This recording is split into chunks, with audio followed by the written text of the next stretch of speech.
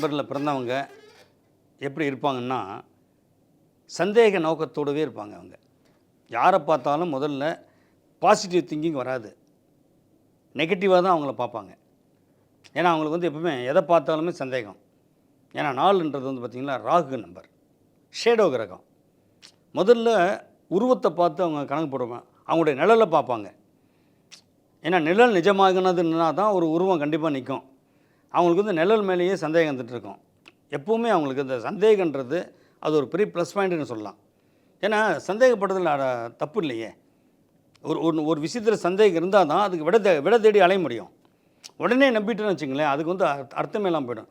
நம்பி ஏமாந்துட்டேன்னு சொல்லுவாங்க.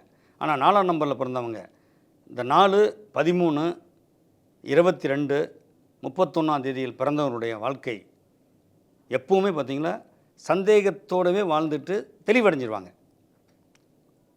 அப்போது தெளிவடைஞ்சிருவாங்கன்னு சொல்லும்போது நீங்கள் யாருன்னு பார்த்தீங்கன்னா புத்திசாலி.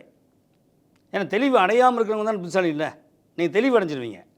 அப்போ மற்றவங்களை எப்படி ஹேண்டில் பண்ணுறது, இப்போ ஜட்ஜி மாதிரி சொல்லுங்களேன். ஒரு நீதிபதி என்ன பண்ணுவார், உள்ளே நுழையும் போது தன்னுடைய உடையும் அந்த அந்த அவருடைய ஸ்டைலை வச்சு தீர்ப்பு சொல்ல மாட்டார், வாதங்களை வச்சு தான் தீர்ப்பு சொல்லுவார்.